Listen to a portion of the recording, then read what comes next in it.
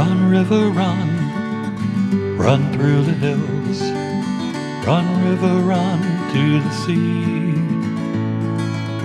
Run, river, run to your place beneath the sun. Run, river, run over me. This is Jan Lewis. Welcome to be my guest. We have an encore appearance today by Paul Eno, and some of you may remember. He is a paranormal investigator and an author, and he's got a new one out. It's called Behind the Paranormal. It's book 2. Bigfoot, Mothman, and Monsters you never heard of. Welcome back, Paul. Thank you very much, Jan. Paul came in from Woonsocket, and how long did it take you to get the new one out, the new book ready?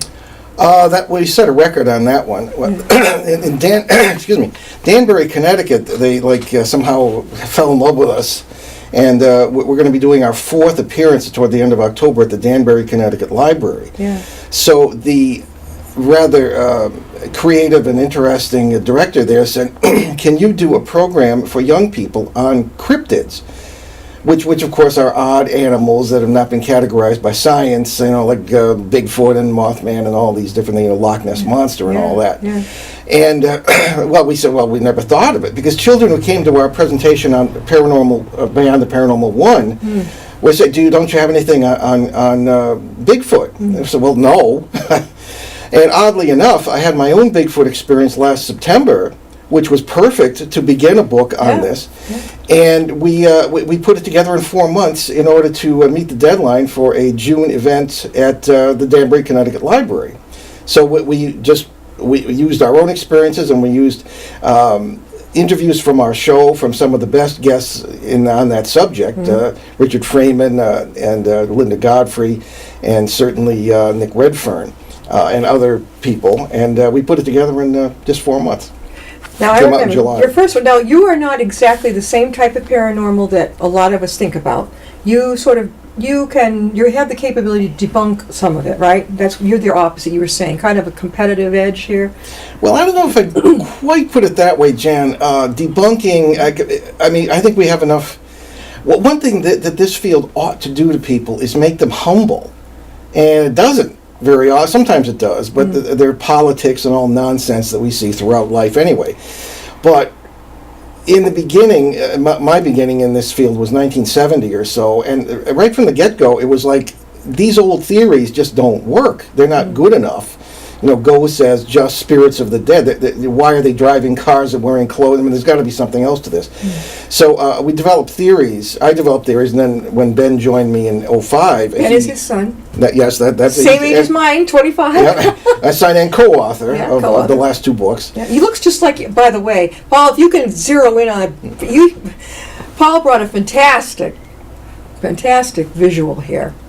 And his son is with him up there. We're going to have him on one of these days. Yes, definitely. We'll have to adjust his work schedule. But once Spielberg hires him to work in films as he wants, then maybe he'll have the schedule.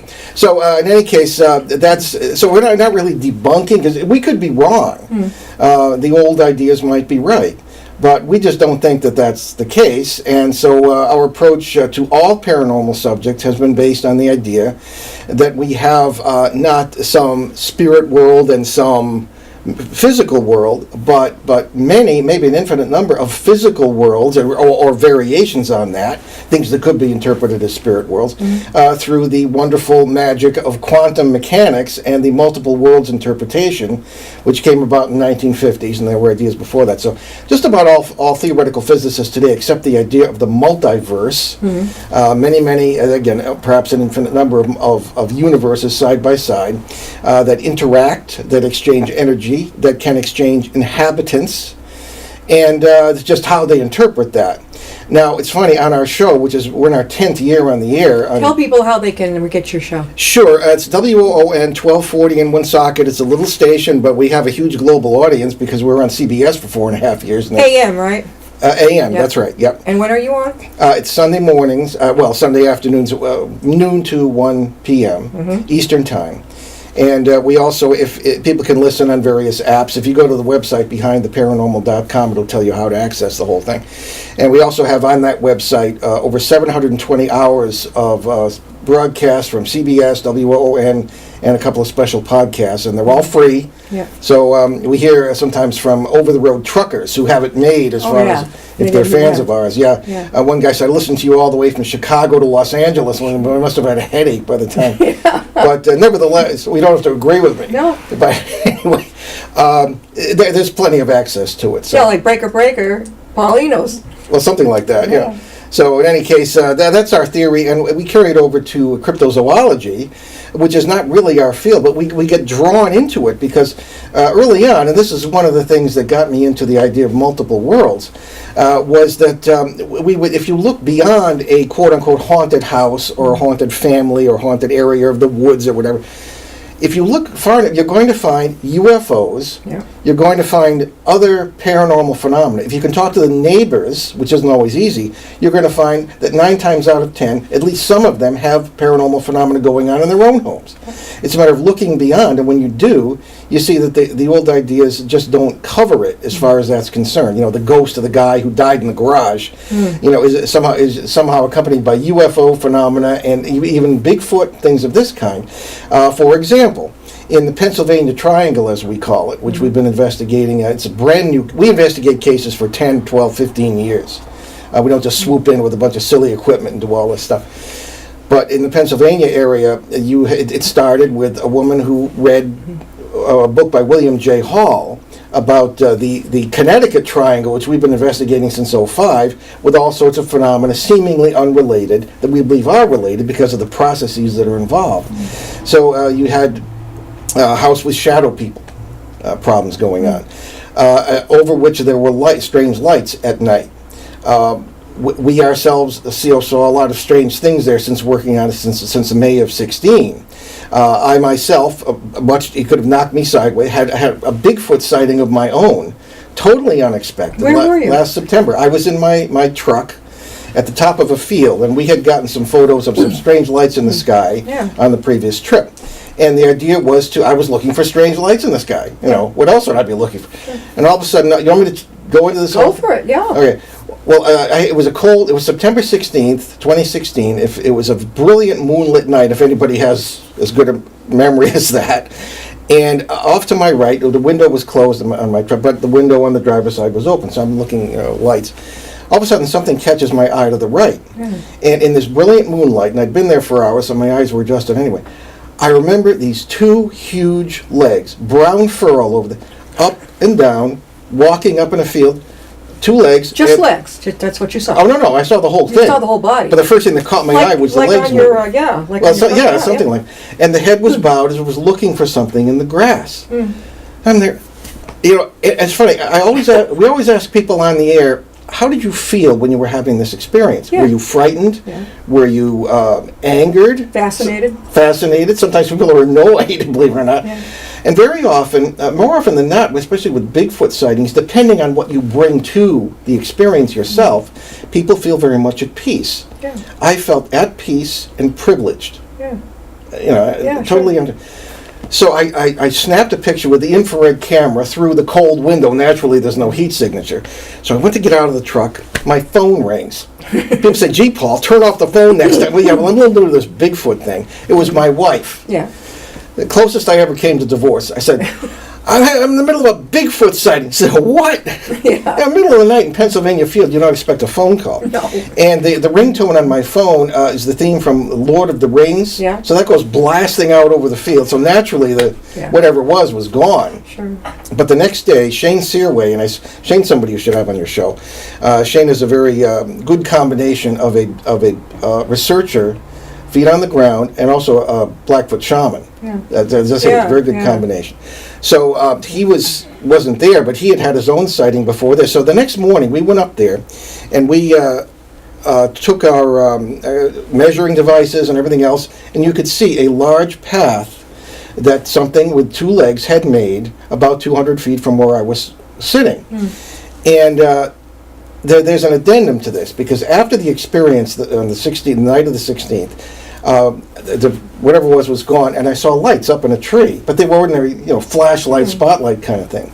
And I didn't want to take off after it in the truck because I didn't know if there were any yawning chasms in the field that would swallow my truck. Sure.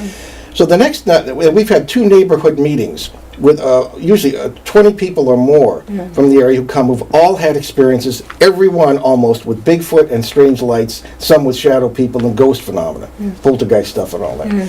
So we had one of those meetings on the night of the 17th. And when I related this experience and talked about the lights, a hand went up, and it was Melissa, who lived in the house with her family on the other side of this field. She said, "Oh, that was my son and me, because we had flashlights. We heard something large moving through that field when we drove in." And these people are so used to this stuff, they went up to see what it was. Those were the lights. So this is what it appears to be. They heard what I saw at the same time I was seeing it. So... they didn't take any pictures or anything like that? No. Well, no. When they went up there, it was gone. They heard it, but it was gone when they heard it.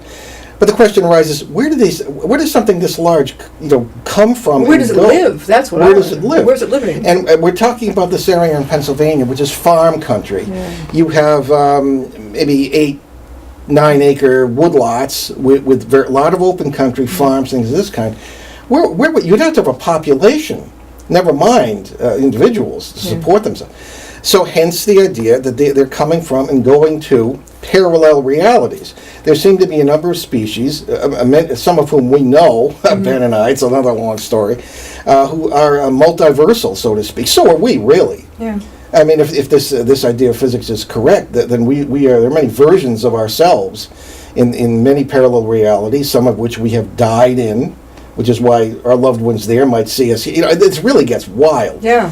And it's good physics, strangely enough. Yeah. So I think that these are multiversal creatures, and in the book we go into how that might work, and coming and going. And not only that, there are those who believe that this is a sophisticated species, a civilized species that communicates and that is far more advanced than we are. Now, as far as I've always, maybe we talked about this before, but I've always been flummoxed by how people define advancement as being technological advancement. Yeah. I mean, what was the most advanced country in the 1930s? Nazi Germany. Yeah. Where did that get us, So I'd rather have a species that's advanced morally and spiritually than technologically.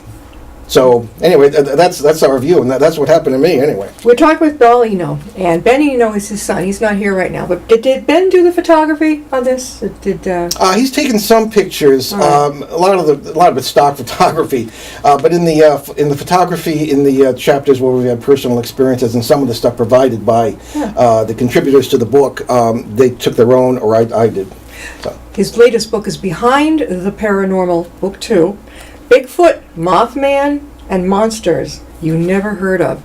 Now, are you going to be giving a copy downstairs? Yes. All right. So if you're in Upton or you want to travel here from Canada, come on down and get a copy of this. I know it has a section on my favorite, Nessie. Oh. Don't tell this little Scotty that there's no Nessie. I love the Loch Nessie monster. Ben, all his life, I knew he was ripe for this because he would, when he was, 2 years old, Dad, let's go to Scotland. Yeah. And he wanted to, if he could Nessie, come up, shake fins with him or something. Oh, well, you've got a I have gone through this book like a fine-tooth comb. All right. What on earth, well, I've read it, but what is the Mongolian death worm? Is this coming to Upton soon, or what? Well, I hope not. I thought it was a joke when I first heard it, but then I talked to Richard Freeman, who was a British cryptozoologist who actually has a degree in zoology. And I said, Richard, is this for real? And he was on our show, and he said, yeah, he doesn't think it's for real as far as the folklore is concerned, but there's something out there. And he actually was in the Gobi Desert, which is, of course, shared by China and Mongolia. Yeah. And he traveled for over 1,000 miles. And he met a lot of nomads there, people who live as they did thousands of years ago, although they have satellite dishes now and stuff. Yeah. But he said there are people who swore they've seen it. And what does it look like? Well, it's about 3 to 5 feet long, and most people say it's red, and it supposedly spits venom that can kill you. And the weirdest thing is it supposedly can send out an electrical charge that can kill you, at 10 paces or something like that. Now Richard doesn't. Richard is very feet on the ground. He doesn't believe that. Yeah. But he said that there is something there that people have been seeing, for thousands of years. One man he talked to when he said he was a kid and his father heard that there had been a sighting in the neighborhood. He literally moved the whole family out to parts unknown because they were afraid of this death worm. And Richard's idea is that it's probably some sort of uncategorized sand boa. Like a snake. Like a snake. Yeah. Oh. That's very fat and comes. Yeah, exactly. I hate those. Yeah, well, I don't have a naughty acquaintance with them either. But out apparently this thing comes. But there are natural precedents for things like that. Supposedly, certain dinosaurs and certainly certain cobras can spit venom. Yeah. Though it won't necessarily kill you. It's for prey, like it'll blind you or something. If their aim is good. And then there are also, I used to take Ben and Jonathan up to the New England Aquarium. They have the electric eel, who would blast something and be able to stun prey and this sort of thing. Was Ben fascinated by this at that point, at that age? Yes, he was. I thought, the whole idea of blood relatives having the same, for lack of a better term, psychic reactions to areas where paranormal things are going on is what got me interested in getting family involved in this. Yeah. And I started actually with a cousin, my cousin Marshall from Moosop, Connecticut, who was a real sweetheart. And Moosop, Connecticut? Yeah, Moosop, Danielson. Where? Oh, Danielson. Right. Yeah, that vicinity. They're not that far from here. No, not at all. No, we hang around with him a lot. So he's done a few cases with us, but there was one in Abington, Connecticut. There was the library. I can't really call it the haunted library, but there was a very mysterious appearance of water. Seemed to appear from nowhere and drip off the basement steps. Yeah. And he had a little carpentry experience. This is years and years ago. So we went and we checked that out. And sure enough, there was water dripping, and the steps never deteriorated from it. Yeah. It's apparently been going on for years. So he did have the same kind of reactions. You do this stuff long enough, you do get psychic, as it were, reactions to various stimuli that are present in these cases. So he did. So I said, this is interesting. So Jonathan, we started a little bit with him when he was a teenager, but then he started sleeping with a light on, and I said, this isn't going to work. But Ben was a natural. He was natural. Oh yeah, we were doing. I was doing lectures all his life, and he would come. He's listened to 500 of my lectures. Yeah. He knows all the theories by heart. Yeah. And I said, you think these through before you, don't just believe it because I say it. Yeah.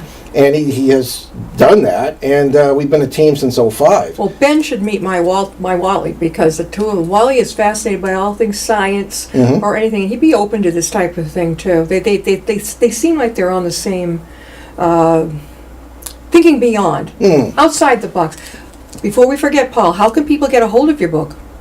Oh, sure. Well, the first one, Behind the Paranormal, Everything You Know Is Wrong, is in stores. Barnes & Noble has it, I know. And if they don't have it, they can get it. The new one is, we deliberately did it POD with our own media company because we wanted to keep expanding it, which I shouldn't say because people won't buy it until but that'll be like once a year. Yeah. But it's Behind the Paranormal 2, Bigfoot, Mothman, and Monsters You Never Heard Of, Amazon.com, or if you want autographed copies of either book or any of my other books, BehindTheParanormal.com. Check the online bookstore and you can get them that way. Who is Mothman? Mothman, the old sweetheart. Well, in the middle of the 1960s, all of a sudden, and Mothman was a term given to this apparently a creature. Probably one of the weirdest things in American paranormal history. It started in November 1966 when two couples were driving down a road from Lover's Lane, and they were going back to the town of Point Pleasant, West Virginia, on the Ohio River. And they saw a creature of a man, very large, with wings stuck in a guy wire next to the road. And, it's like, what? They thought it was some kind of... And it was apparently very afraid. Yeah. You don't often hear this particular aspect of it. Wings. I have never heard of somebody with wings. Yeah, well, neither had anybody else, yeah. Apparently, except in folklore.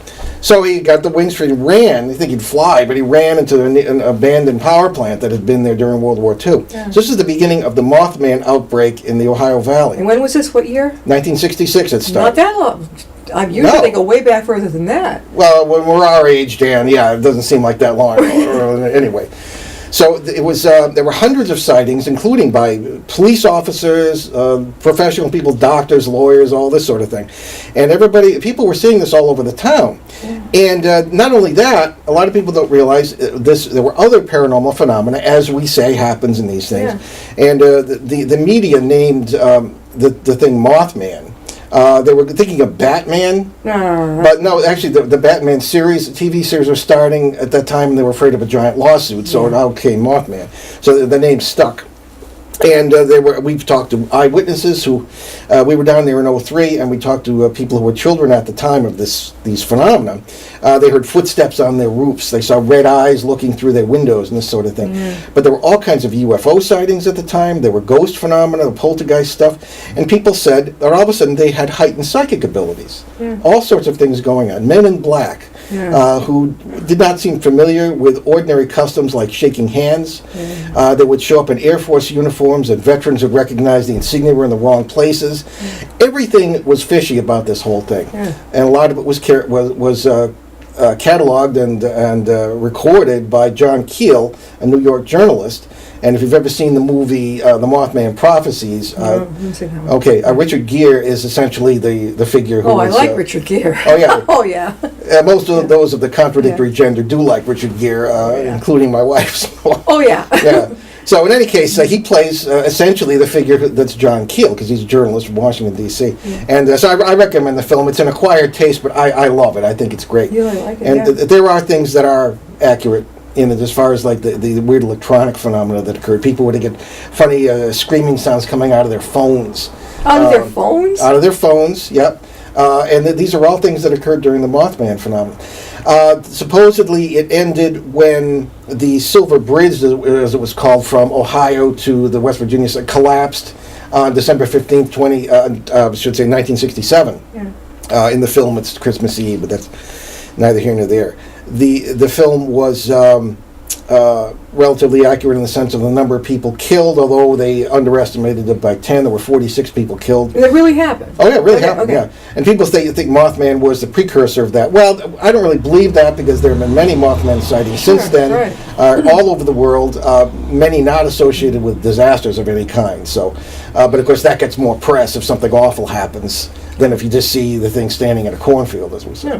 Now, we've got to do this. Those of us who wonder about Nessie, the Loch Ness Monster. Okay, I'll let you shoot my balloon down. Why has it been disproved? How is it disproved? Well, I don't There's something in there. I don't think it's been disproved. I mean, there have been... we cite in the book Dr. Roy Mackle, whom I almost knew, but he died before I got a chance. He did the first sonar survey of Loch Ness, which is a very strange place anyway. It's very long. It really does kind of connect with the sea, at least in the glacial period it did, on either side of Scotland. And they did find some very strange things swimming around in there. However, the trouble with the Loch Ness is that it has water that's filled with peat. Peat? Peat. Like moss? Like moss. Okay. Yeah. And all sorts of vegetable material you really can't see very far, even with cameras and things. So, and there are also some very strange caves at the bottom and all this business. And it's very deep as well. It's like 900 feet, which is pretty deep for an inland lake. So there's no disproving involved here yet. There have been many sightings. There are several a year. Once or twice, a creature has been seen on land. Once with a sheep in its mouth, supposedly. And well, as long as it hasn't got a kilt on, then I'm going to completely forbid it. Not as far as I've heard, because you never know what happens in this world. But I'm thinking particularly of other lake monsters who are similar. Ireland is full of them. America's full of them. Canada too. And the one particular situation we mentioned in the book was a farmer and his family in Ireland were down. Is that Stomper? Chomper? Is that the? I don't know if it had a name. What was the one you mentioned? Chomper. It was in the section. Oh, Champ. Champ. Oh, that's right here in New England. Where's Champ? Lake Champlain. What do you think of that one? Well, it's interesting. There have been some very remarkable. There's been some remarkable research done by several people on that. Ben and I have been there and taken a cursory look, but we plan to spend more time. And there's a friend of ours making a documentary about it. But Champ supposedly has been seen on land, and is very similar to the Loch Ness monster, sort of the plesiosaur type of creature, which was, of course, a dinosaur, seagoing dinosaur with flippers and long neck and the whole bit. Although there's some debate whether it could come on land or that the neck could be supported for long out of the water. Anyway, so Champa is relatively well documented by some people who are not, fly-by-nights. Yeah. So they've got their elevator goes to the top. Well, effectively, they're firing on all cylinders. Right. Yeah. Now the thing is that Lake Champlain is very heavily populated on its shores. You have summer cottages. You have the city of Burlington, Vermont, biggest city in Vermont. There's New York State on the other side, and Quebec to the north. So they could all take a view of this if this monster's out there. Well, yeah, and so I believe I can't quite remember the year, but we mentioned in the book a doctor and his sidekick were in the Quebec end of the lake, and they had quite the sighting as well, and very clear and presumably a trained person who was, as I say, has all the pages in the book and is.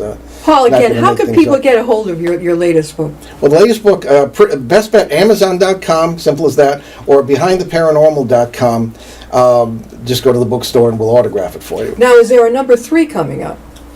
Oh, there's always a number 3. Is it in the works right now? It is in the works right now. Yeah. We're debating whether to have Behind the Paranormal 3 flap areas. Flap areas, like the Mothman thing or the Pennsylvania Triangle. They're flaps. Not about birds, although there's some pretty strange birds. Or we're thinking of one that I've been working on for some time, which is what ghosts have to say about God.